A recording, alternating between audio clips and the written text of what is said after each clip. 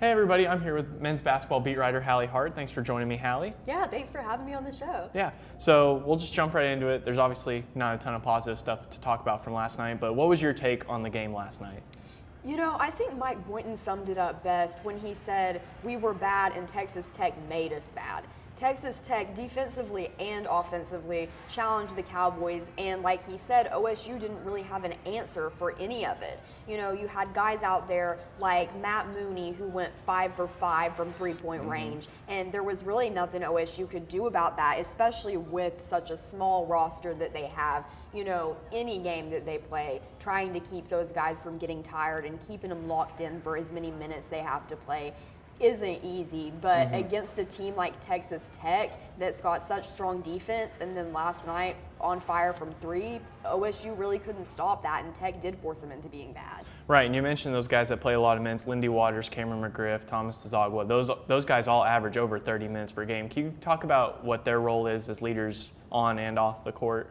Yeah, so to start with, even when they had more guys on the roster at the start of the season, their role was huge because they had no four-year seniors. You know, the oldest guy on the team was grad transfer Mike Cunningham, who of course now has parted ways with the program.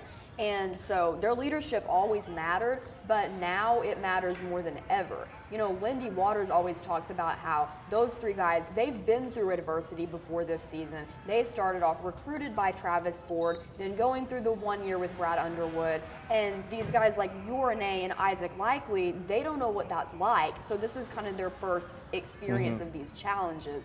And so I think Cam, Lindy, and Thomas are really important to just kind of show them like, hey, we've been through some struggles. We're still here sticking with it. So to lead those freshmen and show them the example is really important. Yeah, and you mentioned Yorane. He fouled out last night. He didn't have a great game last night, but he has gone through quite an improvement throughout the season. Can you just talk about his development as a player?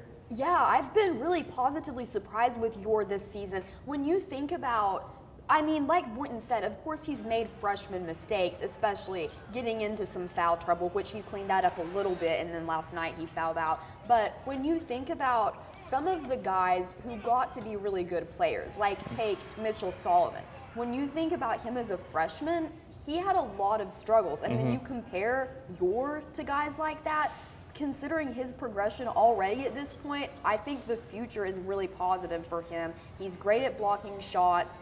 He's gotten more locked in. And like I said, the foul trouble, that's something he's still going to work on. But I think he has a lot of potential. Yeah, and one of the bright spots from last night was the new walk-ons got to play in their first game in Gallagher-Iba. Can you talk about what that was like? Yeah, it was funny because here you had OSU toward the end of what's their second worst loss ever in Gallagher-Iba, and the crowd is like losing its mind cheering. And so, you know, if someone just saw that moment, they'd be like, why is this happening?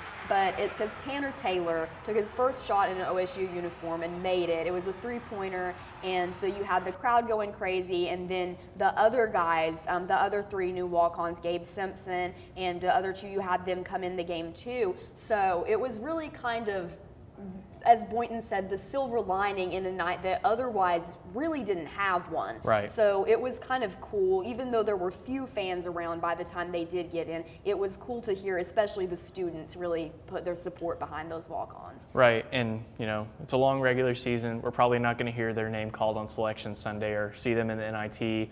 What do you think they have to do to succeed for the rest of the season? What do they have to do to win some more games down the stretch? You know, I think they've got to just ride this season out, whether they're winning or continuing to lose. I think really what they've got to do, you know, they can't get too far ahead of themselves, but of course next season they've got a strong recruiting class coming in with players like Avery Anderson, Boone Twins, Marcus Watson. So I think they've just got to keep that in mind. But as far as this season, you know, really just working on that strength, being able to stay consistent through a full game, because Texas Tech dominated from the start, but there have been some opponents where OSU's had a lead and lost it. So I think the big question for them is, if we get the lead, how can we maintain it instead of getting tired and checking out by the end of the game? Right, and do you think that has to come from Mike Boynton managing the minutes of Waters, Dzagwa, and McGriff, or maybe relying on some of those guys that got in last night? What are your feelings on that? You know, I don't know. It's going to be interesting to see if we see those walk-ons out there again. Like Boynton said, that's obviously not the situation that he wanted to have him out there. He wanted it to be a big win.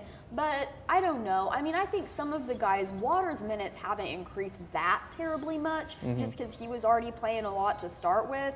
But some of them, when you look at Urine's minutes, I don't have the stats in front of me right now, but his have increased tremendously. So I think it's a matter of really being able to limit fouls and, yeah, maybe kind of managing the minutes. But, I mean, I think those guys now know that they have to play so many minutes. So it's just a matter of doing it and staying focused. Right. Well, you heard it from the expert Hallie Hart. Thanks for listening, guys. For the Daily O, I'm Logan Moser.